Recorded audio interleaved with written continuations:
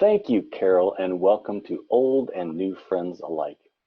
In today's Tiny Syringe, we're going to continue our conversation with Mel about some of the demands that our current society is placing on young ladies and some life skills and how to combat the unhealthy demands that they experience. So Mel, last episode we talked at the end about the critical nature of relationships as you're trying to unpack the most important things.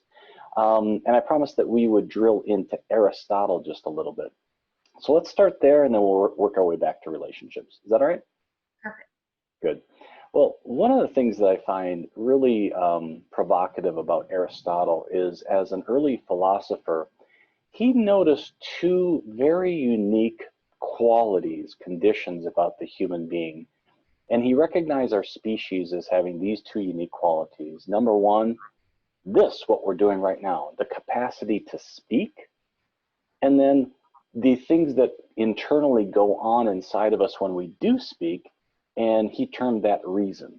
So here we are speaking, and here we are reasoning, and I fear, going back to our first episode together, Mel, that somehow the power that is unique inside of you to reason and to speak is replaced in current society with these somewhat faux relationships that you can find yourself having on social media, where you're actually never quite speaking, you're typing, and there isn't really a desire to reason to a reasonable end, but instead maybe it's more about your opinion or a hot take.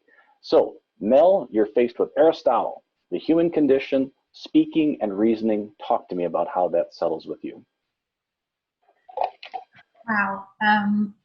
Definitely, again, a big topic to unpack because I can see myself even in just how I interact daily with my employees, with my friends online.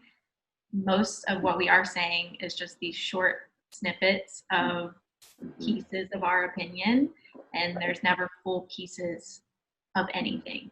And even what we see on social media, we're not seeing full works of art or full speeches. Everything is cut up into pieces, and then we're having to find context. And I think it is so important to take a step back and Yeah. Well, we're recognizing that in these episodes. And so how about if I give you my take on what you just said, and then let's find out how you feel. So my take on what you just said is it's horrifying. It's horrifying to envision myself as a young person in my 20s who is never able to muse with my friends, is never able to invite those that I love the most to actually enter into meaningful dialogue so that I can speak from the heart. And I'm not suggesting that never happens, but in some ways it seems like what you're saying is that gets replaced at times because you get into these patterns of communication where it's always about the 60-second news flash or the headline on Twitter. So am I getting that wrong? And do you understand why I might be horrified that that's the result of where we're at in our 20 somethings? it is absolutely horrifying.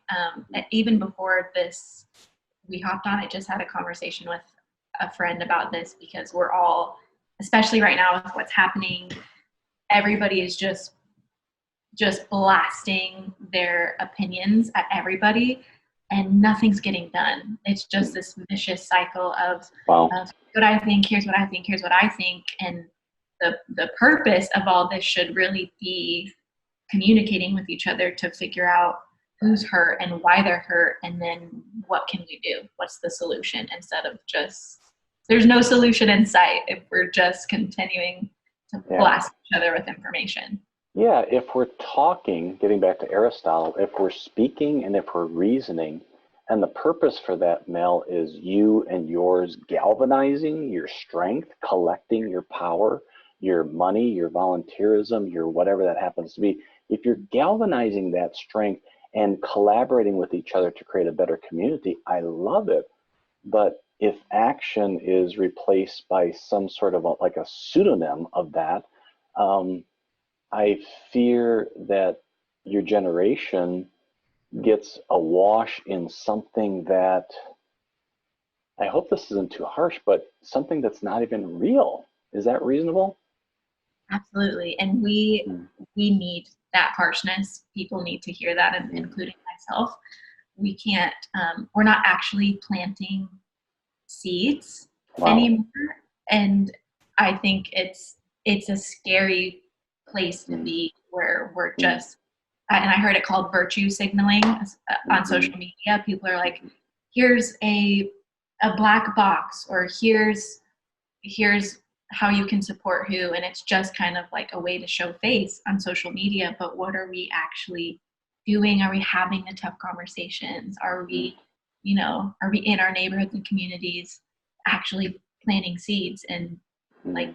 having relationships? And we're Wow. not. We're really not. Wow.